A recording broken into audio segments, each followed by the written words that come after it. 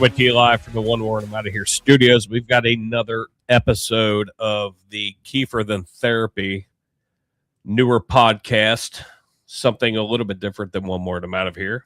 But hi, babe. Hi, babe. I gotta do the I have to do the Dan Carroll intro. That's true. You're doing great. You're doing great. And then, just like a woman, interruption. I'm sorry. Interrupting Hi, babe. Squirrel. Hi, babe. I was starting to wish you a happy whatever day of the week this is, and I can't. I don't even know what day of the week. Oh, it's Happy Hump Day. Happy Hump Day. Happy Hump Day. You know what's funny is after getting back from a little mini vacation and work. I know. I don't remember what day it was either. I had to look at my computer. Right. I was going to ask you to tell our friends, your fans, all about the debauchery and a lot of this. Oh, that was a good one. Oh, way better than Dan Carroll. Yeah. Way better. So tell everybody about your trip. Welcome back, by the way. I've seen you for approximately 5 minutes since you've been home. It's pretty been much, like 2 ships passing in the night. Pretty much fact. It's okay. Trip was awesome.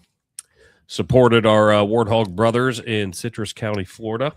Our brother Midget, who transferred from Cincinnati. Love it. A couple of the guys that went down had already been down to this trip before, but I had never been. They treated us like kings. Very nice. It was awesome. Midget was very happy to see us. He moved down there. He retired and then moved to Florida. Brody's losing his shit. Sorry, which is typical. Zoe. Oh, it's fine. If they hear him, they hear him. It is what it is. I mean, we podcast in the house. That's true. He does live here. Well, it's nice out. He acts like he owns the motherfucker. That's the problem. Yeah, he acts like he owns it, and we pay rent to him to sleep in his bed. Can you move? Can you move, please? Motherfucker. Yeah, no, and it's nice out here today. We are located in sunny Cincinnati, where it actually got up to lower 80s today. Yeah, so it felt great. Sunny and beautiful. I could tell you had a good time in Florida from our texts and phone calls. Oh yeah, there were many funny FaceTimes, funny pictures. I will say that will not go on any of my podcasts. True. Maybe a couple. Very true. However, I will say that your last night there, you FaceTimed me from the room with your 2 buddies, the brothers, and Paul and Gary. I'll say we were all in our underwear. They were. They were all in their underwear, confirmed. And they were actually all in the same queen bed at first. When you first called, it was like a Kiefer sandwich. Yeah. You were like the middle. You were like the cream of the Oreo, my friend. You were surrounded. Which means that means I'm the best part. Well, duh. They were lucky. They were lucky to have me. But our friend Paul. But they didn't have me. Hi, Paul. He gave us some great shout outs and some very nice compliments. He loves Kiefer Than Therapy. He complimented me on my voice and what a nice radio podcast voice sound I have. But this was at the very end of this was around midnight. This was around midnight after you guys had been imbibing all day. Oh yeah. And at one point he was complimenting me, and he was going on about what a nice voice I have and how pleasant it is to listen to. And then he's like, yeah, you have a face for radio. And I heard him say it, and I was like, oh, you done fucked up, Ron. He was so drunk. He did not even realize what he said. And we all just bust out laughing. And Jason's, of course, like, I'll kill him for you later, babe. Don't worry. I'm like, he just picked up and showed me his stockinged foot on FaceTime. Like, look at my foot. Like, this man doesn't even know what he's saying. He's like, what did I say? I'm like, Paul, you just called me ugly in 6 different languages, but that's okay, buddy. Like, you're speaking in cursive. You just go back to bed. Everything's fine. But I'm glad you had a good time. Glad everybody made it home safe. That actually made it down. And yeah, good. All good stuff. All good things. Nicely played, by the way. Thank you. That's what we call. All good. Everything's great. But no, great trip. Flights were fine. Frontier, I was a little bit nervous, but Frontier was perfect. Yeah. So I've gotten screwed on Allegiant a couple different times with I've only flown Allegiant once with some bullshit. So I've only flown them once. I'm pulling your first story up that you went into real quick. Yeah. Speaking of, I'm not only sure. because it tracks for the little intro. But speaking of, today is this is also relevant because today is Earth Day. Happy Earth Day. Yeah. Did you get outside and enjoy nature? Did you enjoy the world? Yeah, I was walking around in a gravel quarry in a bunch of mud, but it was actually nice. And love that for you. Learning all the things that I don't know about my new venture that will be forever. I took a little walk around downtown Cincinnati with one of my teammates. Did you get attacked by bees? I did not, thankfully. So in the airport, there were a few bees. In the airport? Yeah. I don't think any of the other guys realized it, but I went to go take a leak. And all of a sudden there were probably 4 or 5 people that were like, oh no, I ain't fucking around with that. I ain't fucking around with that. And I'm like, what are we talking about? You're like, what are we fucking around with? So it's ironic that you gave me. So when she sends me stories, I don't look at them. So we go off the cuff. Yeah, it's better to get live reactions. I had to see the headlines at least to get a description for the podcast. But yeah, there were a couple bees in the airport, and these people were losing their shit. Now, I'm not allergic to them, but I don't like them. I mean, I don't want to get stung. Yeah. But this bullshit, 1 million bees makes for bumper to buzzer traffic, which is clever by the Associated Press. On a Tennessee highway. I see what they did there. So in Knoxville, Tennessee, travelers on an East Tennessee interstate were forced to brake for workers and drones, perhaps even a queen, when a truck carrying about 1 million bees crashed Friday. The swarm shut down an exit on Interstate 40 in Knoxville. I know where that is. Oh. I've been on it. I don't know exactly where on Interstate 40, but let's see. Somewhere. The ramp from I-40 East to Henley Street is back open, but the truck is destroyed and the bees are, buzzing. Oh my God. All in quotes. Along with a photo of a person in a beekeeper garb. Unless you're dressed in this outfit, please stay in your vehicles in this area. Well, I can pretty sure assure you that if I see somebody in a beekeeper outfit, you can have all that smoke. Our buddy John Bates would be losing his fucking mind. He hates bees. Oh yeah, yeah. Bees are the devil. He would not be aligned with whatever. Which I got a bone to pick with him, but we'll figure that out later. We love you, John. What could not be as easily quelled were the puns. So this is the buzz around town. U.S. Representative Tim Burchett wrote on social media, "This stuff just writes itself." Oh. Yeah, I don't know. I keep scrolling and I apologize if anybody that's watching, but yeah, that truck is fucked. It looks as though the beekeeper truck is the one. I mean, its front end is all fucked up. So it looks like it is the one who possibly rear-ended the car in front of it. And call me crazy, but I feel like if you are driving a truck carrying 1 million bees, you should probably be watching what the fuck you're doing. You should probably not be texting and driving. You should probably have hands at 10 and 2, eyes on the road. 1 lane all the way to the right. right. Don't release 1 million bees upon humanity. Yeah, that's call me crazy. And think about somebody that has an actual bee allergy. How petrifying that would be. You're traveling. Oh yeah, true. You're traveling in a vehicle, and hey honey, I'm gonna roll the window down for a second. Oh my God. All of a sudden, bzz. Yeah, horrifying. Although if you have a severe bee allergy, you're probably not one of those that's rolling windows down anyway. You're probably AC all the way. Fresh air though. I could go an entire road trip without any fresh air. I don't want my hair. Oh, I know. I hate when my hair blows around, fucking gets stuck to my lip gloss. It is very uncomfortable. I would go AC all the way, but it could still crawl up. Like, I know, because I live in this house, and know. I've traveled with you before. Yeah, that's true. You're a lucky man. You're a lucky man. Wintertime hits, and guess what? We still stay enclosed. Yeah, because no, it's fucking no. Yeah, no, it's changing. Things are changing. Things are changing up in this bitch. Okay. You want to hit this one later? Yeah, probably. We didn't talk about which direction we were going to go. Yeah. What else do you got? For me? I got the one that I sent you about being fired.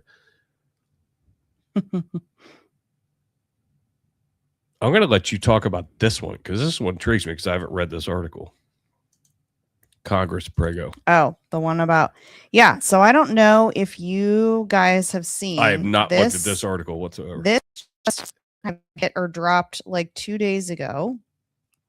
But Prego, the like pasta sauce brand, has partnered with, you'd have to scroll down and see who it's like some kind of organization, some nonprofit. It starts with an S, I think. StoryCorp. So they have released this like little gold mini Alexa looking thing that it is a non-Wi-Fi, non-Bluetooth enabled device. You'd have to like not gathering any of your information, right? I'm sure. Yeah, allegedly.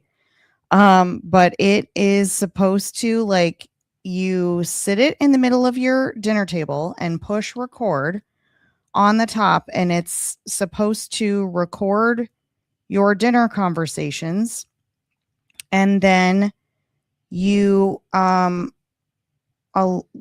you can like upload it via a USB to your. I don't know what you would want to do with this. Right. I don't know what anyone would want with this. This is where my confusion comes in. First of all, I don't even like those Alexa things. I don't want anybody listening to any of our shit that we have going. We don't even have one of those in the house. Meanwhile, we podcast from the house. You know what though? But I'll tell you on the internet. That's me telling you what I want to say. That is the oxymoronic. That is true. Let me read part of this. Yes, just for read it. Just for everybody. So one of the weirdest brand collaborations in 2026 just dropped. The nonprofit organization StoryCorp is teaming up with Prego, yes, the pasta sauce brand, on a device shaped like a pasta sauce lid that will record your family's dinner conversations. The device is part of a limited time offering called the Connection Keeper Bundle. Yep. $20. Which launches on April 27th. $20. It includes some Prego sauce, a Connection Keeper recording device, an instruction manual, and a pack of conversation prompt cards to spark discussion. Now, conversation starters. If they make this motherfucker like Cards Against Humanity, I'm in. Oh I want to see Prego go Cards Against Humanity on society. I think that would be amazing. Oh my God. Well, so the other collaboration with this, I don't really know what the purpose of this is. Like I'll tell you, record stories, and it's dedicated to recording the stories of Americans from all backgrounds and beliefs. Is billing the Connection Keeper as a simple screen-free conversation recorder. Yeah. So it's keeping kids off screens and getting families engaged and taking down all of your pertinent information. Yeah, I'm sure it's not. Yeah, I'm sure it's not really Wi-Fi enabled, or it's not really going anywhere. Says the same makers. Was it the Alexa, or was it like the Google Home, or which one? Oh shit. Which one was it? I read a story where there was a husband and wife, like small business owners, and they were in their own home, and they were talking about they were getting new flooring for their house, like hardwood or whatever. So they were like talking about their different hardwood options for their own personal home in their own house. And they're like, let's say it was Alexa, and apologies, allegedly, I don't know which one of these devices it was, but it was like Alexa, Google Home, whatever the fuck other brands of these things there are. And it recorded their conversation about their own home flooring, and it emailed like a file, an audio file of their conversation to one of their employees randomly. And they like filed a complaint, like reported it to whatever company invented this thing. And like the AI developers could not explain how or why it happened, and like why the device did that on its own. Well, they chose. Like, what if you were talking shit? What if you were like, what if they had been talking shit about that employee specifically?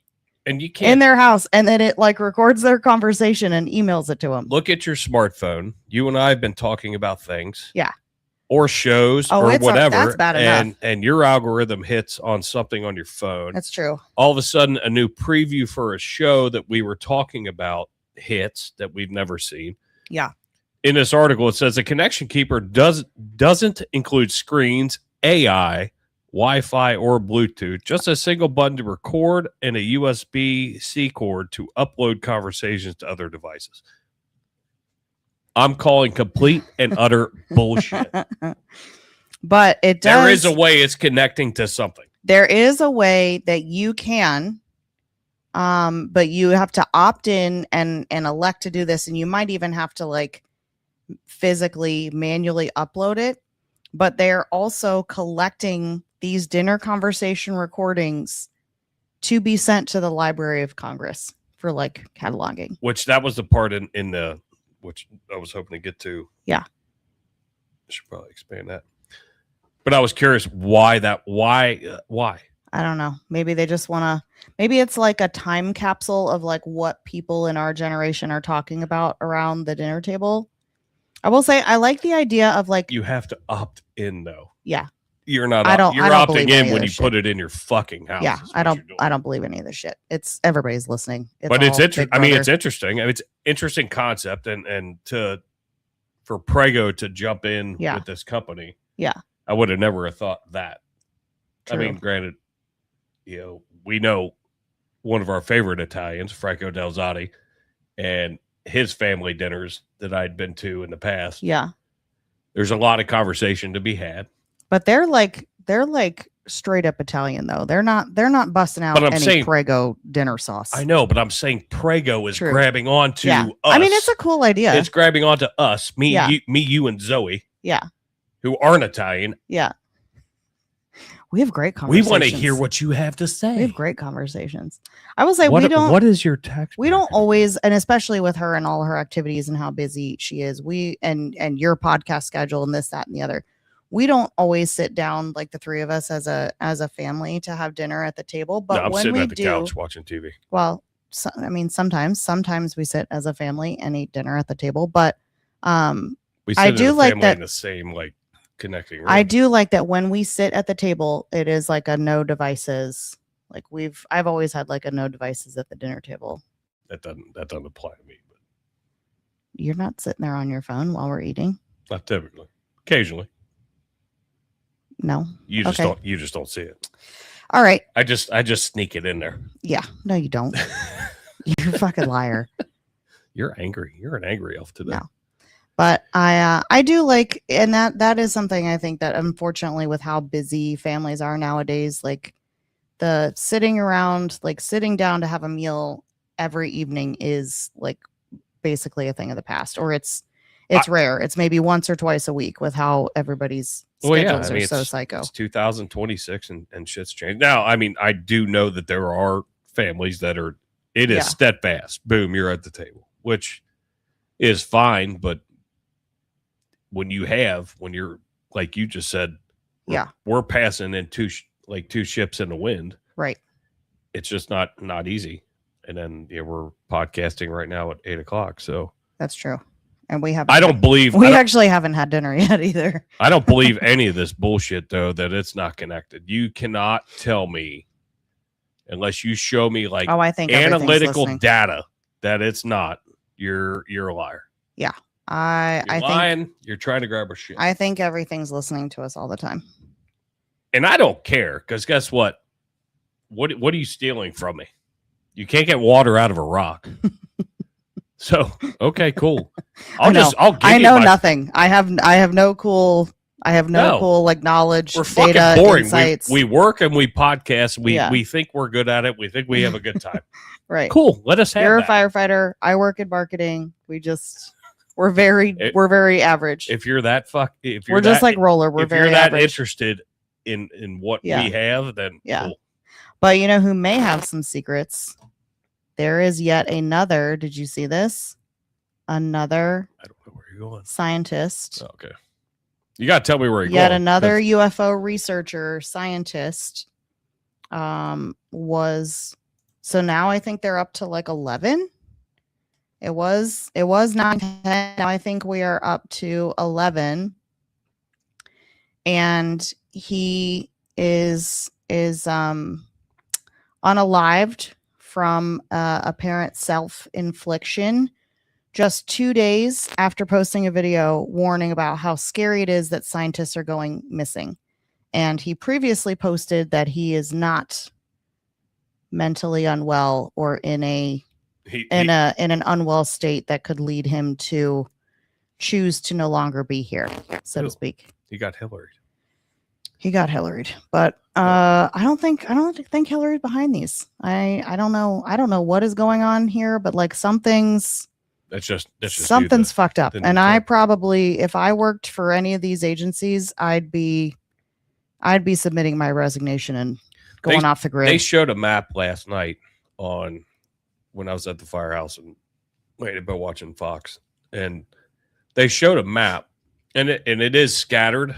A lot of them are out west, but it is kind of scattered throughout the east. And I'll try to find that map. But the Boulder County, are they around Roswell, New Mexico? They're all over out there. Yeah, that's scary. The desert is scary.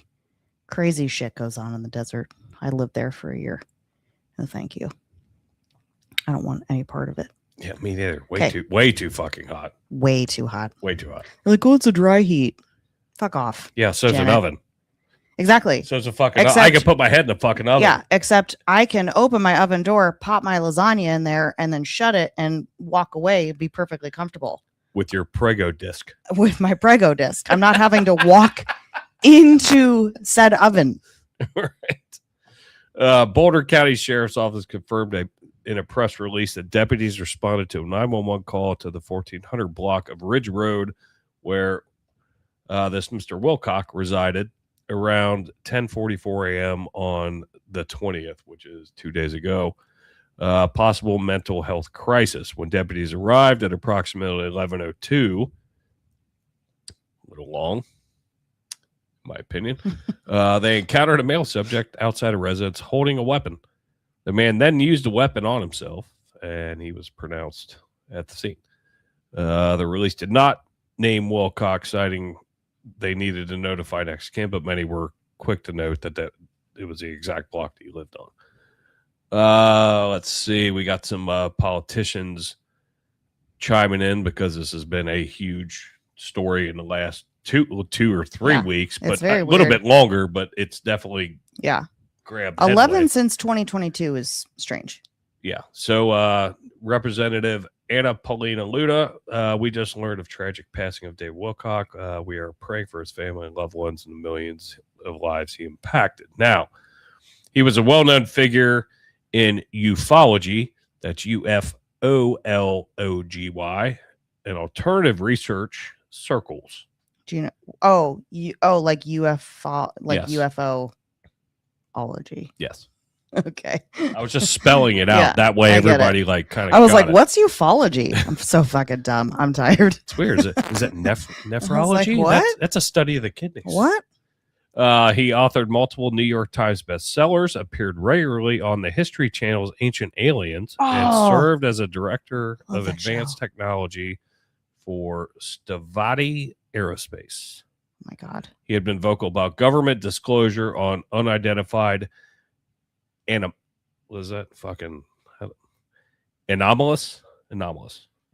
phenomena, UAPs, and advanced technologies, especially speaking to over 500,000 people who subscribe to him on YouTube. I'm sorry. Just 2 days before his death, Wilcock, just funny to say, went live on YouTube and made a chilling remarks about a pattern of deaths in his community. And this is in quotes from him. I'm excited to be here. You know, every day that I have on earth is a gift and a blessing, and I'm very grateful for that because, frankly, people are disappearing. Scientists are going missing, he said, and it's a little bit scary. Oh, that's sad. That to me does not sound like somebody who's, getting ready to make a decision to no longer be here. Yeah. That sounds like somebody who's rocking out. They're having fun. The day before he did the live stream, he posted on X saying, in quotes, "My dear family, I'm not yet sure if I am doing a show tomorrow. I've had some very intense stuff going on this weekend. Either way, I want you all to know how much I love you and appreciate you. Always remember that the Creator is within and we live in a loving universe. I am grateful to you and all your love, care, and support," end quote. He also thanked his regular supporters and donors. So that's scary. But like they saw him do that. So like what could make somebody turn? Do you think he was like given something? I don't know if he was given something, like a substance, grabbed some threatening, like got some threatening. Oh some yeah, type like of a communication, text or communication of some like way. Scared. Oh, that's terrifying. Let's talk about something else. But the fact that I don't want to get on any list. You brought this up. I don't want to get on anybody's shit list. Oh, come, bring it on. Let's go. I need to put the house in a trust to shield so nobody knows where we live. I got to get on that. All right, so tomorrow. We live at. Don't. I'll fucking kill you. I'm kidding. I wouldn't really, but I would be pretty You just mad. went online. You just went online saying, guess what? This show's canceled. Doesn't work here anymore. No, it's a good one. Oh my God. For a second, I thought that was a middle finger statue when you first like zoomed back into us. Nope, sure not. I thought that was a middle finger. Here, let's go back to it. Oh, wait, shit, wrong one. See, now I'll keep fucking around. All right. So what else do you got going on? Let's talk about all right. So everybody had to deal with the quote unquote scandemic, pandemic, however you feel about it. Oh, with COVID-19? Yes. Okay. Or as Dan would say, the Wuhan. The coronavirus. The Wuhan. Okay. I saw this story while I was filling up the fire truck the other day. Mm-hmm. And I giggled my ass off. So I have to share this because it's fucking ingenious. And if the guy would have been a little bit smarter, he'd have nailed it. But as with any shit plan, that's how you get caught. Damn it. So, okay. The Charlotte man has been fired from his remote software job, and with you working from home during that whole period of time. Yeah, we worked full time for 2 years. And you work from home 2 days a week. Yeah. This is why I giggled and sent it to you. Let's see. A Charlotte man has been fired from his remote software job after colleagues reviewed 14 months of Zoom recordings and determined the employee had been broadcasting the same 40-minute loop of himself, and in quotes, looking engaged and occasionally nodding, filmed in a single take in early 2024. So this is after COVID, but he filmed it in COVID. Oh. And then kept playing it. So Travis Lamar Dockery, 36, reportedly used the pre-recorded loop in an estimated 1,040 internal meetings. Oh my God. Including quarterly reviews, team stand-ups, all hands, and a memorial for a retiring VP. God bless him. Right there, I was like, Happy retirement. This is amazing. The deception was discovered when Dockery's looped self nodded warmly, in quotes, after a manager asked, "Travis, are you actively weeping?" He said, I assumed he was deeply moved, the team lead Monica Kessler told reporters. He was, in fact, in his kitchen making eggs. According to the internal HR report, the loop featured, scroll this up a little bit, consistent neutral to positive facial expression, exactly 6 nods per minute at staggered intervals, 2 interesting lip movements per 10 minutes, 1 brief thoughtful note-taking gesture, a single sip of coffee at the 17-minute and 43 mark. Oh my God. Identical hairstyle, shirt, and lamp for 14 straight months. And nobody noticed he was coming dressed like Ronald McDonald or Mickey Mouse in the same fucking outfit every day. Colleagues the same coffee cup. He was Ronald McDonald. He did the speed. He did the speed loop on him. Do you remember that movie? Oh, yeah. Keanu Reeves, Sandra Bullock. Classic. Absolutely. They recorded all the passengers on the bus. Yes. The guy was fucking brilliant for a minute. Wow. Or for a long time, and then it fucked up. Colleagues say suspicions grew after Dockery appeared crisp and well-rested during a hurricane, a power outage, and a documented bout with pink eye. Oh, my God. One coworker noted the lamp displayed the same Christmas bulb in July. Why would you not, why would you even bother playing the loop if you were supposed to be down for the count with pink eye and a fucking hurricane? That is when you're like, sorry guys, I can't have my camera on because I'm in a fucking Starbucks with my eye exploding. It gets better. He thanked the client for their condolences. The HR report leads. The client had announced a promotion. What? Dockery was caught after a VP asked him live to hold up 3 fingers. Oh. The loop, Travis continued nodding serenely. The real Travis was per location data at a Home Depot in Raleigh, North Carolina. Oh my God. So then when he gets interviewed by HR, he said, I was being efficient. I was being efficient. I was multitasking. The loop attended more meetings than any employee in company history. Oh my God. Dockery declined further comment. The loop declined. The loop declined to comment. The lamp declined to comment. A former manager noted, in 19 years, I have never received more consistent eye contact from a subordinate. Oh my God. Dockery had been terminated and barred from the company's shared calendar. The loop remains archived. The lamp remains presumably on. That is ridiculous. So this is what this dude looks like. That is insane. That's nuts. How amazing is that? First of all, I wouldn't even look at all the home projects he got done during those bullshit meetings that you bitch about. Maybe I'm dumb, but I wouldn't have the tech savvy to even be able to try to pull something off like that. I wouldn't know how to record a loop and put it to play as my camera screen for Zoom meetings or Teams meetings or whatever. Oh my God. I read that the other day. That's hilarious. I read that the other day and I was like, oh, this is perfect for Kiefer Than Therapy. Oh my God. Yeah, that is ballsy. I will say if you're on a meeting where you're really not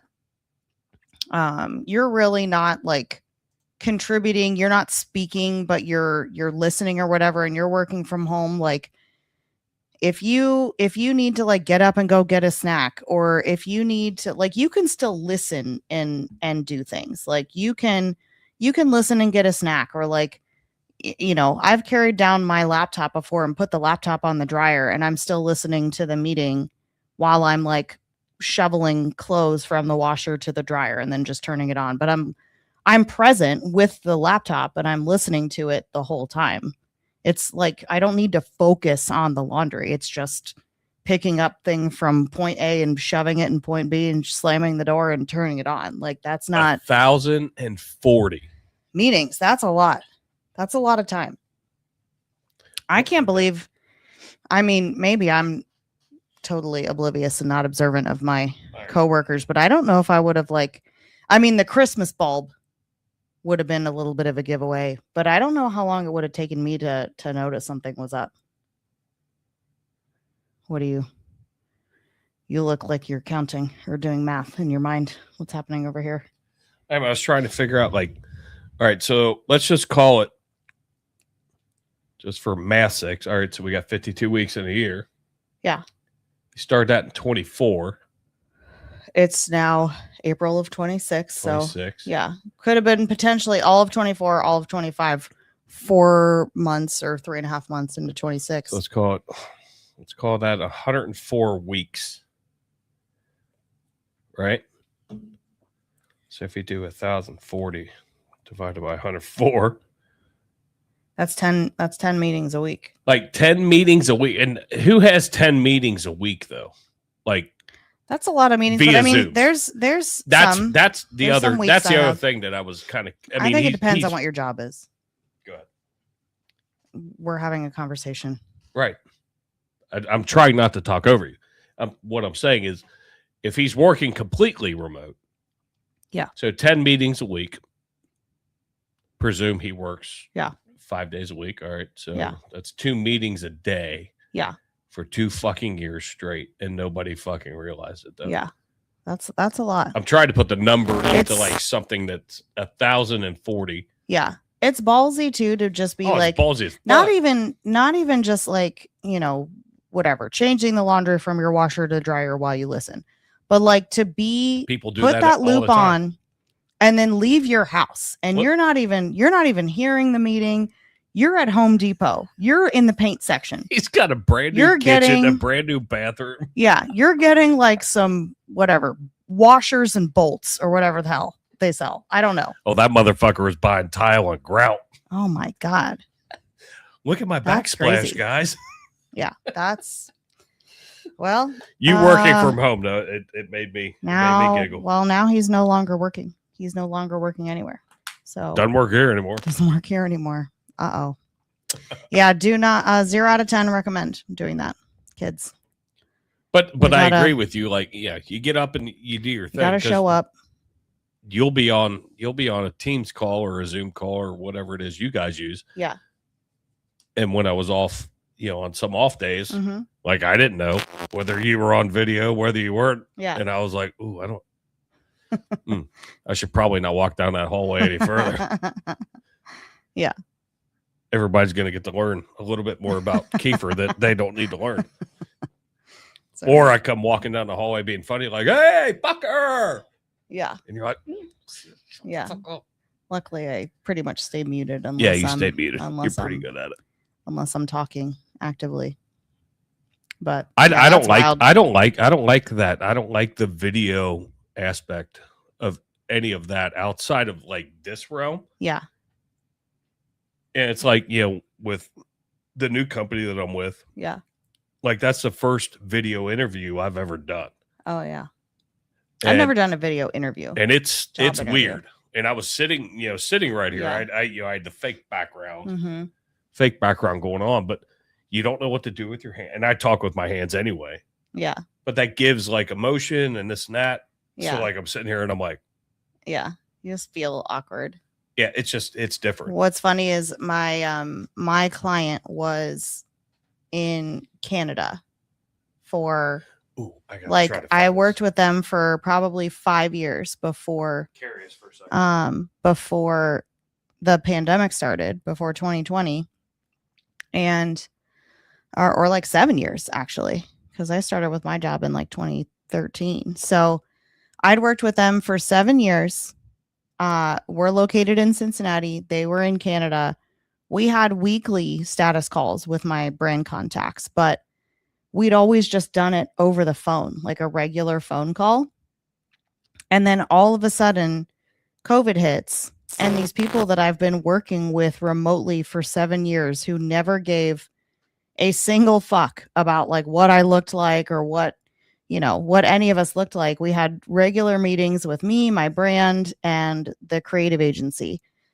And then suddenly COVID hits and everyone wants to start doing like Zoom calls and video calls. And I'm like, why? Like, I mean, I did it, but I'm like, literally nothing has, as far as our relationship and our work goes, like literally this changes nothing. Right. I've been working for you remotely for 7 years and you've never seen my face except for when I fly to Toronto. Like I fly to town and we catch up and do our meetings in person or whatever. And then I fly back home. Yeah. But it was like, suddenly we were having weekly video calls and I'm like, we've been talking every week for 7 years and you've never cared to see what's going on until COVID starts.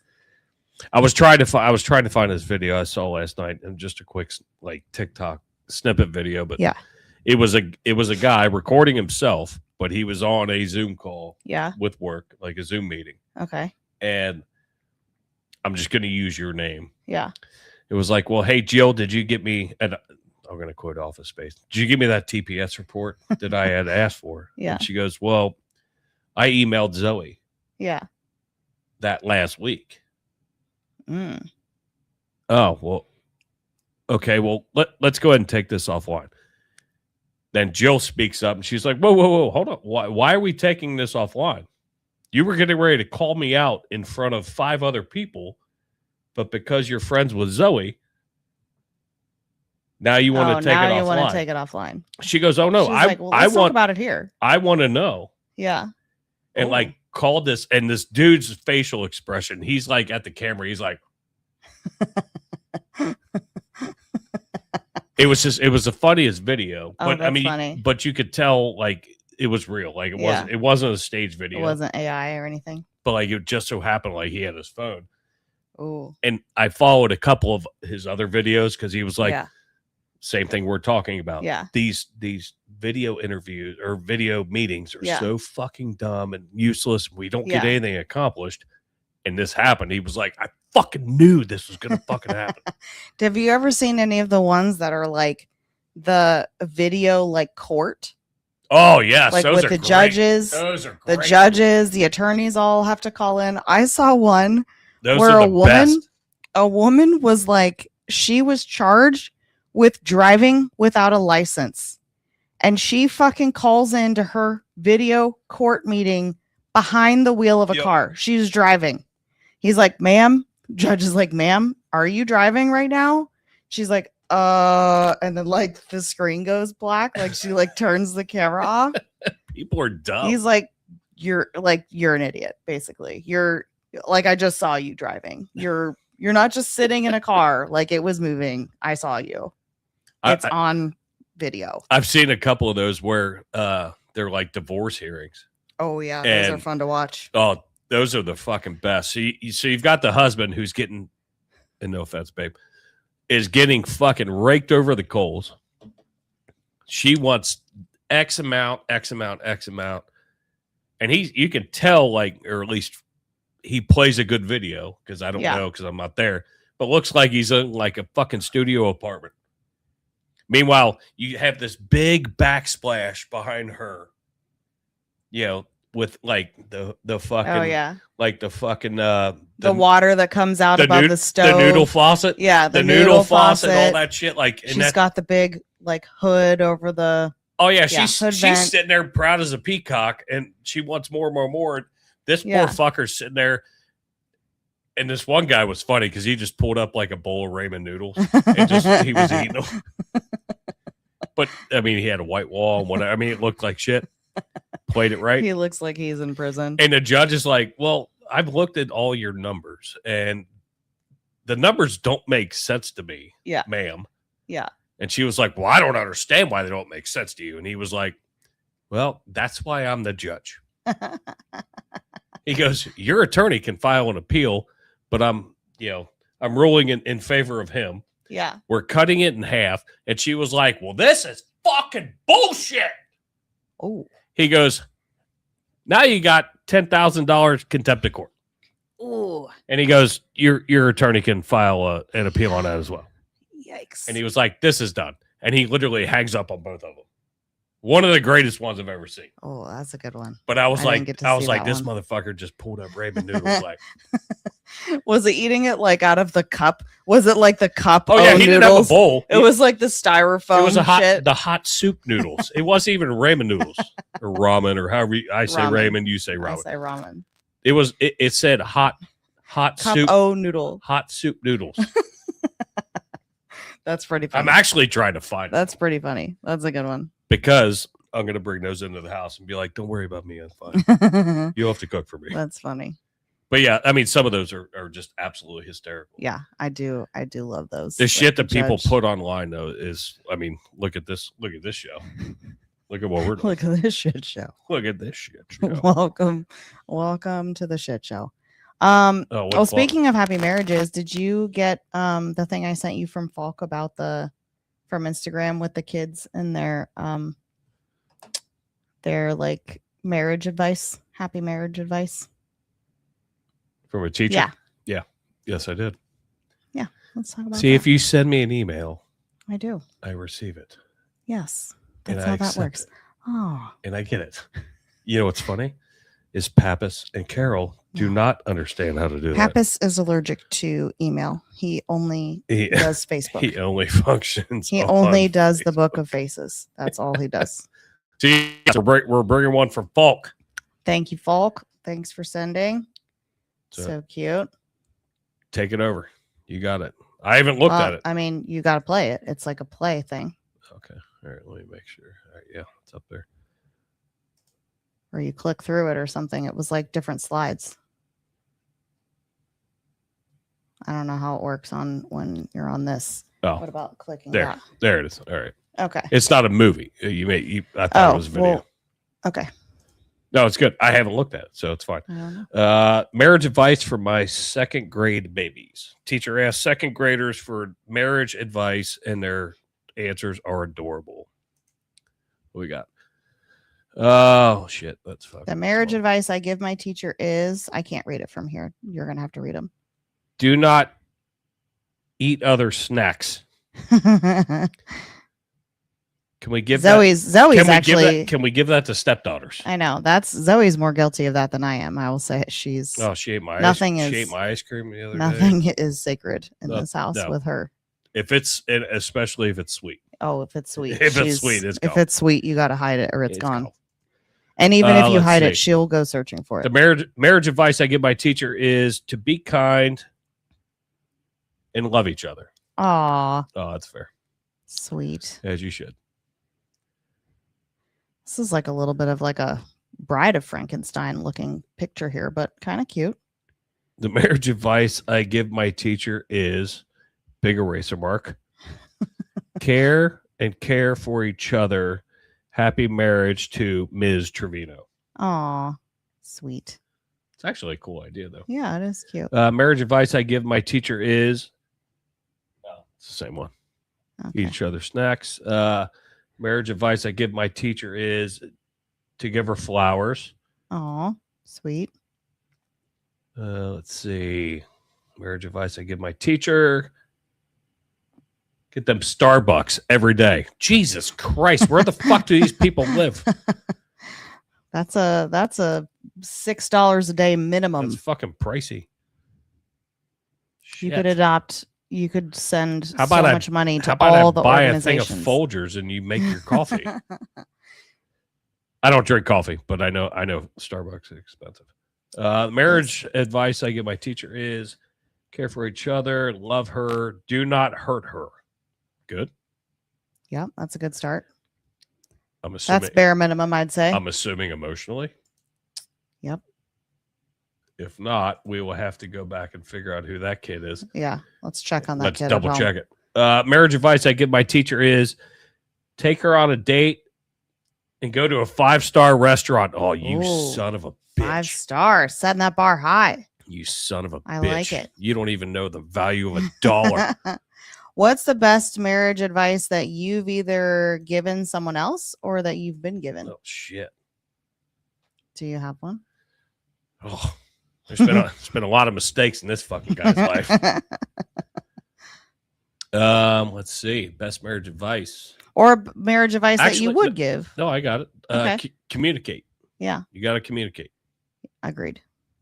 I agree. If I'm pissed off, I'm going to let you know I'm pissed off. And if you're pissed off, I want you to tell me you're pissed off. Yeah. And then we figure out what the pissed off is. Yeah. And is it fixable? Is it not? Or do I leave you alone or just leave me the fuck alone? Yeah. We got to, but at some point, but communication's key. And that's what I didn't have in the past. Yeah. So if I were giving, and that's, I mean, I do tell like my younger fireman guys that are in relationships that they're rolling with like 2 or 3 baddies. And I'm like, all right, which one we talking? Like first of all, how you keep them straight. Which one we talking to today? Oh man, I'm trying to get rid of this one. Oh, okay. Oh All my right. God. Well, what's the Yeah, it's problem? usually pretty easy. You just say you don't want to talk to them anymore and then block them. Well, but they don't see it that way. I mean, we've all been there though. It's a lot easier. We've all been than there. One wants to admit. It's either Yeah. easier when you're in your 40s versus when you're in that's your true. early 20s. When you're getting stalked, when you're getting stalked and preyed. Stalked. They stalk them? No, like stalked, like they're getting attention. Oh, like Jesus Christ, not in a fucking weird. No, I thought scary I way. was like, your guys at work are getting stalked by psycho bitches. These young kids, yeah, that have 3 pieces of pussy that want to hit them every day. Why would they not? But you better, like you said, keep them straight. But if you don't want to talk to that one, yeah, you better make sure you don't fucking plan something with the other one. Here's what I don't understand about, and maybe they're not. Men are different than women. Well, true, and maybe they're not under any pretense, and maybe nobody in any of these relationships is under any impression that any of them are exclusive. So fair. If you're not exclusive and you're doing, what you want to do, whatever, you do you. But I don't understand how when you're talking to multiple people at the same time, how do you remember like what specific conversations you've had with like Bachelorette A versus Bachelorette B versus Bachelorette C? Like, how do you remember who you've told what to? Or like you start to go in a story and they're like, babe, you already told me this. And you're like, oh shit, I was thinking you were Sandy, whatever. Like Sandy. I mean, whoever. you better make sure you got it right. You'd be like, oh, I didn't think I told you that. Like I guess you play it and off, in a situation like that, I mean, worst case scenario, all right, well, Sandy's out. Yeah. Now I'm down to A and B. That's weird. So young kids, I mean, they can do it. I don't know. Ironically, one of my girlfriends, she said that I gave her the best piece of marital advice that she received when she was engaged and going through all her bridal showers and stuff. And ironically, it was at a period of my life when I was a pretty bitter divorcee. So, but I told her, like, look, nobody's perfect. We all have faults. We all have flaws.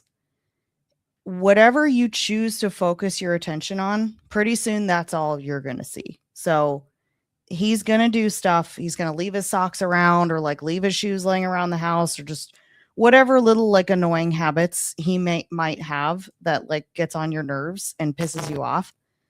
But if all you focus on is like everything he's doing wrong that irritates you, then pretty soon that's all you're going to notice. And you won't even notice all the good stuff that he does. Or like when he texts you on the way home to say like, hey babe, I'm on my way home. Do you need anything? Like, so weird. Where you focus your energy and attention is what will grow. So you can choose to focus on the negatives, or you can choose to focus on the positives and keep remembering and reminding yourself every day why you fell in love with this person in the first place. Let's be honest. What? Men are big dumb animals. and men do dumb shit. I'm like king of the dumb shit. Women do dumb shit too. I leave shit. I try to pick up after myself, but I'm a layer. Like I put shit down on flat surfaces. Yeah, if there's a flat surface, you'll cover it with something. And I know, like you come around and you'll tidy up, and then I'm missing something, or it's you put it where it should be, and I'm like, God damn it, where is it? Oh, it's where it goes. Is that the end of the world? No, it's not. No. But you just fucking you move the fuck on. Like, yeah. Yeah. There's so much like trivial. There's so much trivial shit, and like people are animals, and nobody is a perfect animal or a perfect human. And like, dead legs in there. We all need to give each other some grace. Hey, dead leg. So yeah, that's no. I put my shit where it sits, and guess what? I'll get to it, and I always end up getting to it. If she doesn't get to it, I get to it. It's just not on her time frame. But that's the other thing is women have a time frame and men have a time frame. Yeah, it's more important to you at that point. Then it's more important to you, and do something with it. Yeah. But If it's bothering me to that point, or if it's like, it's my cleaning day, I'm cleaning all this shit up and everything's going where I put it, like, and I choose to do that, then I choose to do that. I'm not going to sit there and dwell on it. The fact that stuff's left sitting out, because I leave stuff sitting out too sometimes. It's just. Did you move that over there, or did fucking Pappas move that over there? I moved that over there. You did? Why? Just because I didn't want a big dick in our face while we're talking. We don't change. No, we don't change the tchotchkes. Oh, okay. Well, I thought I had like 50% of say over this show. So. Well, you do. You do. But the wiener for Kiefer Than Therapy works out better. I don't know if Dickosaurus. Oh, Dickosaurus. Really, I earned that fair and square. I don't know if Dickosaurus is the theme we're going for. I just noticed that. We'll figure it out. See? This is exactly. I'm communicating. Yeah, we're communicating live right now. I leave shit all over the place. But when I go on my little cleaning spree, then things change. Because I move shit, and all of a sudden, what? Well, where'd that go? So it's the same thing. It's a tip for tap back and forth. Yeah. But that's part of living together, or having that it may not live together, but having that relationship. Yeah. And that's why I try to explain to the young ones. Like, that's good. You're just now like getting into figuring out what you want in life. Because you got to remember, I'm working with guys that are anywhere from 22 to 26 ish. Yeah. With just babies. They're just getting started. One or two that are, close to my age or whatever. Yeah. But it's funny because I just sit back, like I'm the old guy, and I just sit back and listen to them talk. And I'm like, what the fuck did you just say? I'm like, oh, that's never going to work down the road. It may work right now, take advantage, but that's never going to work down the road. And they're like, I got it. I'm like, okay. I'll talk to you here in about 10 years. You're like, okay, young Padawan. I can't wait. Can't wait to see this blow up in your face. I'm like, I need to keep in touch. That's funny. I definitely need to keep in touch. Do me a favor, friend me on Facebook. Hit me up on the gram. Nope. You're not friends with any of the young kids? I'm not friends with anybody that I work with on Facebook. Really? I don't need them. I'm maybe one or two, but yeah, it's few and far between. They don't need to know what I do outside of work. Yeah. I don't need to know what they do outside of work. I have a girl on my team. I like to keep that separation. She doesn't do Facebook at all. And that's why I don't work close. That's why I don't work where I live. Yeah. She doesn't really do Facebook. She has one, but she said the only reason she used to work as an event planner, actually, for Paul Brown Stadium when it was Paul Brown Stadium. So she worked for the Bengals Stadium as their event coordinator. So she was the person when people would use that as their venue, like their wedding venue. She was the person, helping them plan the event and coordinate all the details and communicating with their vendors and whatever. And she said she only created a Facebook account just so she could friend her wedding couples to see if she was right about how long their marriage would last. Cause she said she's put a lot of work in though. When people were planning their weddings, she could tell the ones that would make it and go the distance, and the ones that would she's like, yeah, I give it 18 months. You guys are miserable. You hate each other already. You're not even happy now and you're engaged. She said she was pretty spot on. I mean, I could see that though. You want to see what you did, all the work you put in, where they see ended the pictures, up. Yeah. See the bitter divorce posts once she gets, she's getting really angry and posting a bunch of man-hating shit, and yeah, it's the circle of life. The fire department is a fickle bitch. Because you can be somebody's best friend one day and be their fucking nemesis the next. And I just choose. And it's not that I don't like any of them. And not that I wouldn't go out and have beer, a couple beers with them and whatever. But you're they don't need to know that much about they don't need to be that far personal life. Yeah. At this point in my career. I mean, back in the day, yeah. Yeah. And I'm still friends with guys that I worked with back in the day, but current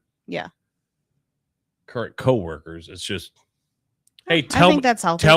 Tell me about your weekend. Yeah, that can be healthy separation. You don't need to see my weekend. I'll tell you about my weekend, what I want you to know. Some of my, I don't know if I've actually friended my coworkers, but some of them have friended me, and I've accepted because they love my Zoe stories and love to hear like, or see her dance pictures, or like hear the funny shit she says that I post. And not that it's, I mean, it is different. Not that it's different, but it's different when you're in the public sector versus private sector. Oh yeah, I'm sure. Because there's a lot of shit that can go up, right? Further up. You have a chain that it can go up to, but in the public sector, it's a lot different. Yeah. And sometimes the way some people behave. True. And social media hits. Yep. Fair. And some people don't realize valid when to not take videos and when to take videos and release those said things. Didn't happen to me, but I've seen it happen. So it's like I've just learned a lesson. Yeah. Of just I'm at the best. I'm close to the end of the train here. Yeah. That I'm pulling into the train station. Yeah. So it's just the best lessons, I think, are the ones learned from the mistakes of others. And I made my own too, as well. Yeah. I mean, I'm not. We all have. Yeah. But if you can, if you can learn a lesson and not, you're like, ooh, yeah, not gonna do that. That's not pretty. Then even better. Just makes it easier. It's cleaner. Yeah. I can go into work every morning and be like, I saw you had a good weekend because somebody else showed me. Yeah. I didn't see it personally, but somebody else showed me. That's funny. But you didn't see shit from me because I keep a tight lid. Try to anyway. Toit like a tiger. Toit. I don't really do anything that's that bad. So no. You just hang out. Bad karaoke. That's really, I mean, honestly, great bad karaoke. Honestly, right now, that'd be great bad karaoke. That's what you get. That's amazing. I wish you would have played the thing I sent you with Jack Black and Paul Rudd. Oh, you sent that in a text. That was I know, it was like Messenger or something. Yeah, you pulled a fucking Pappas. I'm sorry. I was in a hurry. All right. You want to hit that one, or you want to hit Am I the Asshole? No, let's talk about this. Like that was in our thing. Let's talk about the psychedelics. All right, we're at an hour, so I'm just letting you know. Yep. Keeping you on time frame because you are late for everything. That is true. That's fact. It's a personality defect. But this could go. This actually brings up an actual good news story, but we'll start first. Let's see what to know about psychedelic retreats, a booming business with few safety guardrails. So we've talked a bunch about Aaron Rodgers and his ayahuasca trips. Oh yeah. And sounds like a nightmare. So I'm going to get into this article first, and then we'll divulge further. But surging interest in the purported benefits of psychedelic drugs have given rise to books, documentaries, and conferences dedicated to the mind-altering substances. Now add one more business to the list: psychedelic retreats, which is what Aaron Rodgers basically what Aaron Rodgers goes to, but he's in a hut in Brazil or whatever. He's in a higher level tax bracket, in Costa Rica, a fucking hole in Peru after doing ayahuasca. Well, that's his black hole retreat, but then he had the ayahuasca as well. He gets carried up a Peruvian mountain by a Sherpa on his back. Hundreds of outfits across the world are offering multi-day trips where attendees pay for drug-assisted experiences, claiming to promote psychological healing, personal growth, and other benefits. And I'm glad you brought this up. Many have safety procedures in place, but they still carry potential for physical, psychological, and interpersonal harms. Researchers who surveyed dozens of retreats wrote in a recent paper. The JAMA Network Open.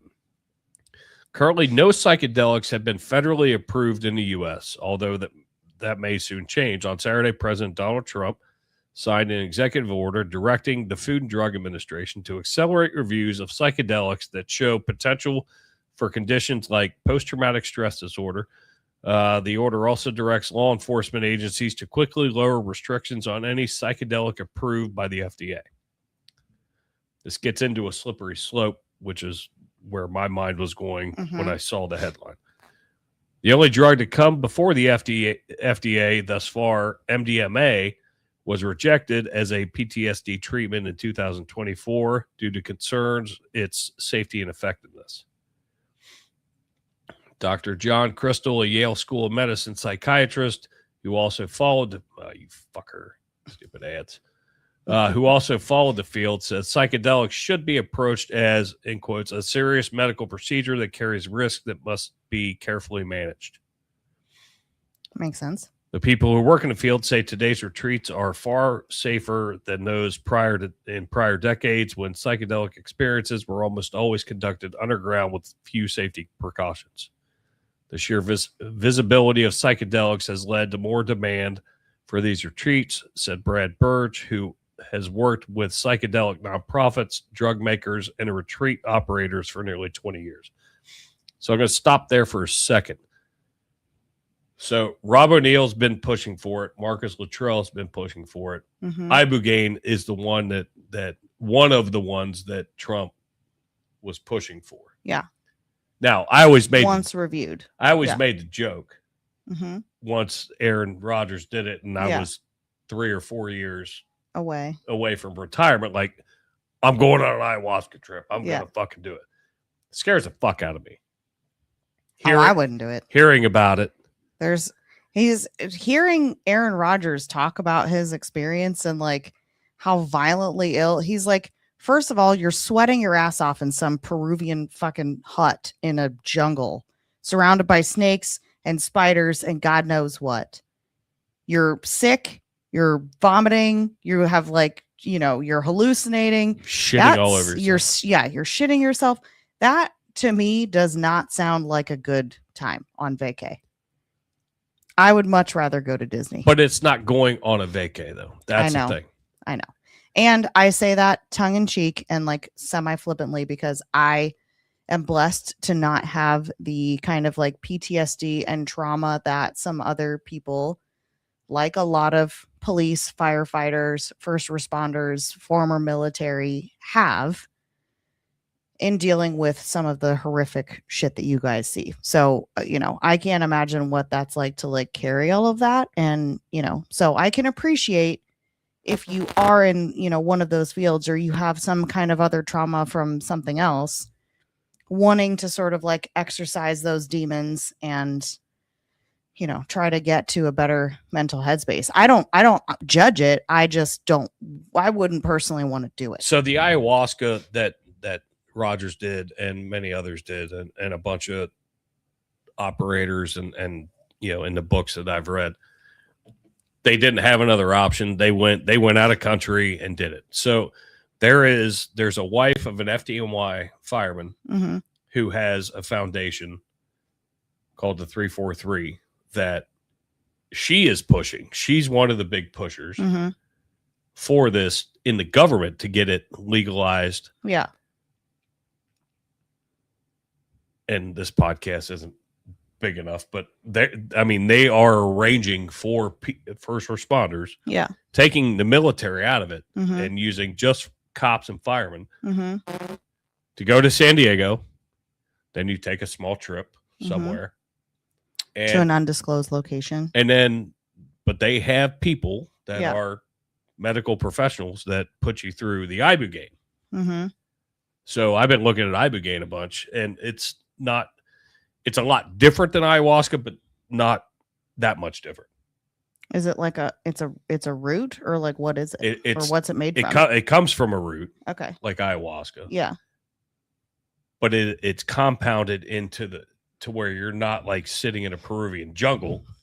You're in a Four Seasons San Diego. You're in somewhere that has you're not drinking it, just from some fucking stone cup. And then sleeping in a fucking hut on a grass bed, bed of grass. I've heard and read. It's all like Rogan. Rogan's had people on, like all these big podcasters. Has Rogan done it? I don't know if I don't know if Rogan's personally done it, but he's talked to people who have. Yeah. Rob O'Neill's done it 3 times. Yeah, Luttrell's done it at least 2, maybe 3. And he and O'Neill was, whether you like O'Neill or not, he was on Capitol Hill pushing for it. Yeah. and sees the benefits of it.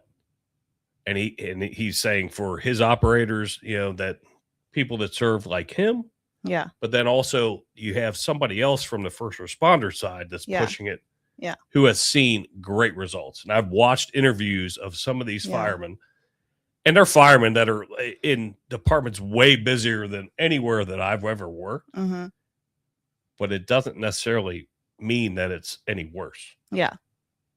Trauma is trauma. It is what it is. You have what you have, and you deal with it how you deal with it. But I think it should be at least available.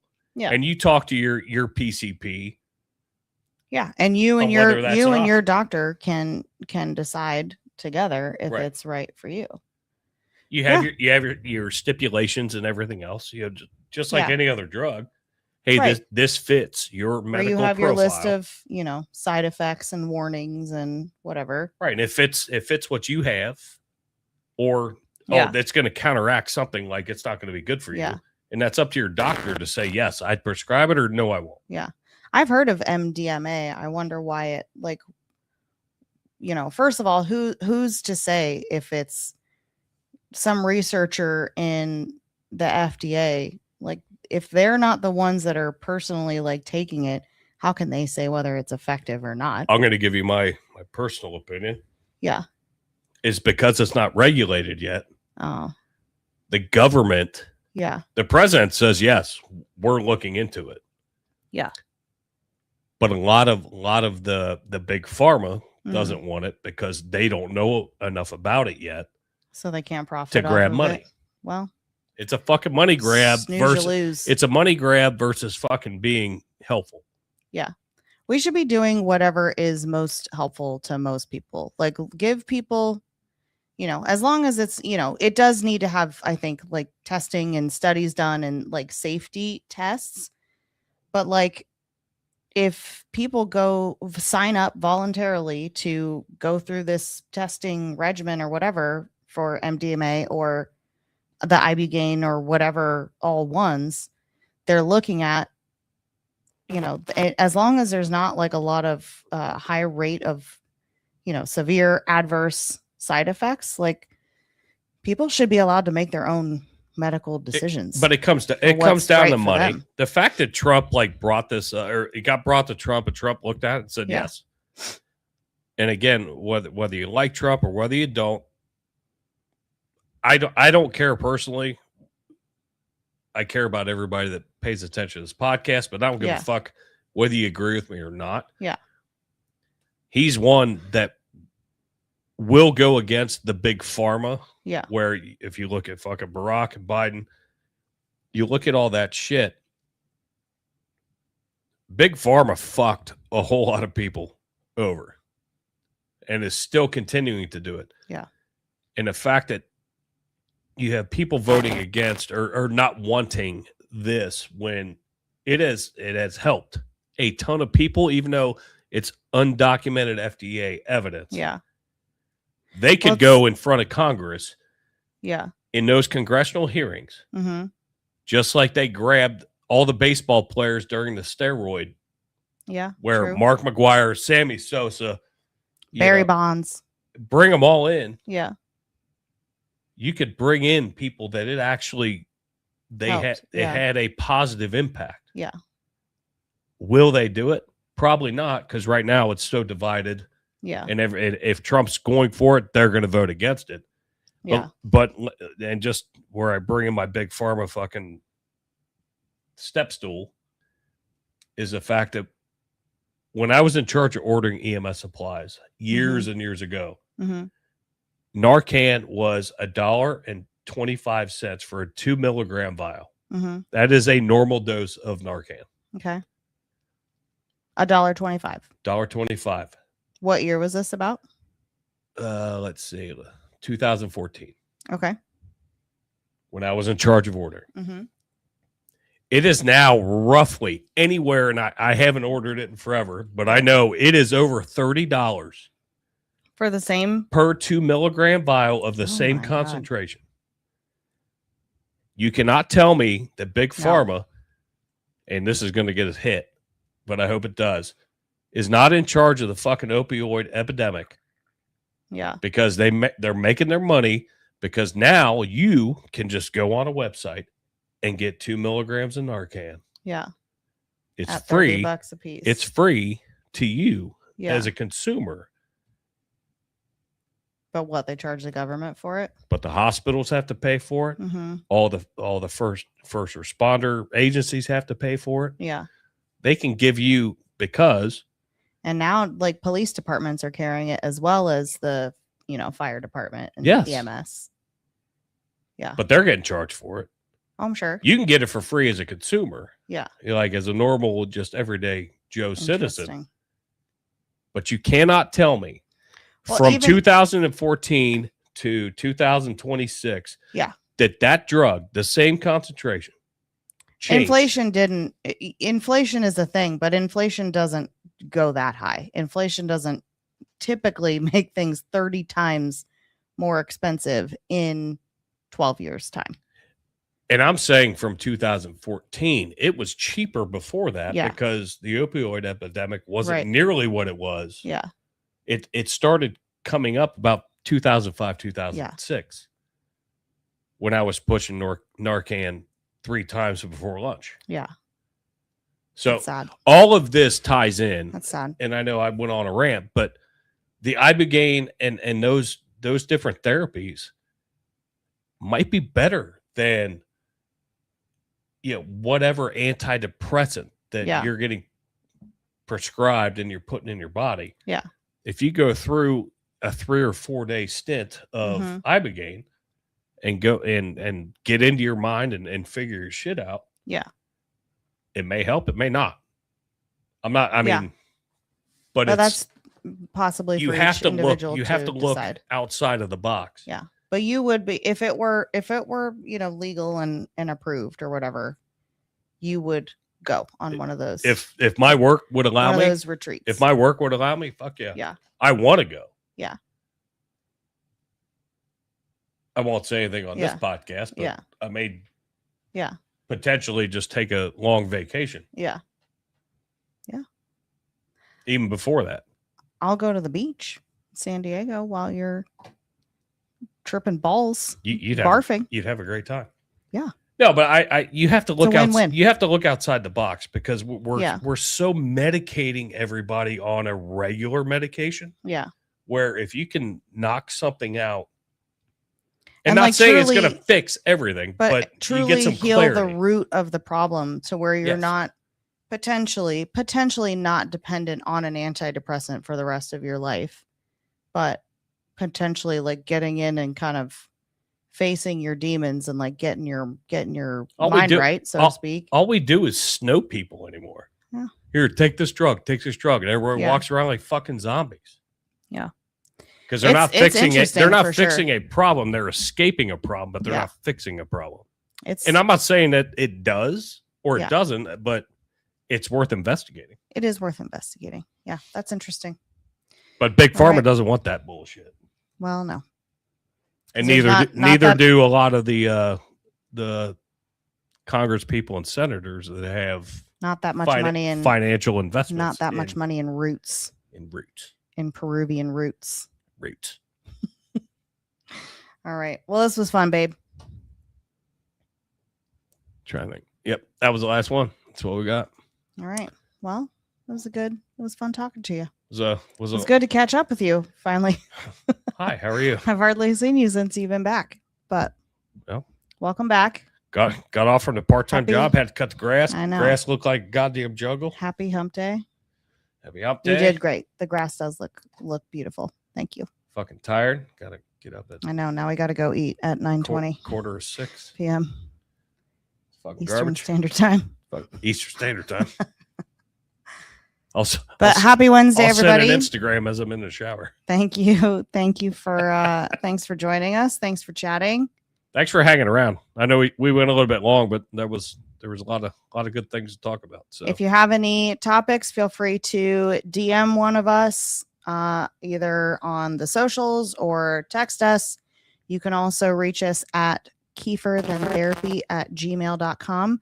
And I just set up a Kiefer Than Therapy podcast or Facebook page. Oh, look at as you. we were getting ready to set up here. Look at you. I need to figure out how to make you an admin, but we are halfway there. Oh, you can admin the shit out of that. I'm good. But No, happy Wednesday, everybody. we love you guys. There's a 2 dicks and a chick on this channel tomorrow night as well. And then I think Dan and Pappas and I will be back on Sunday evening, I believe. Dan's got radio tonight, tomorrow, and then I work, and schedules are just a bitch. So It's true. It's life. we'll one more about here. We'll be back on Sunday, but tune in. We'll throw you some more stuff, but we're just trying to keep content going on this channel until we get a Kiefer Than Therapy channel completely established. We had somebody was going to help us with an intro, and that kind of went away for now. But we're gonna pick that up. So, other than that, we love you guys. You guys have always followed us, and we follow you.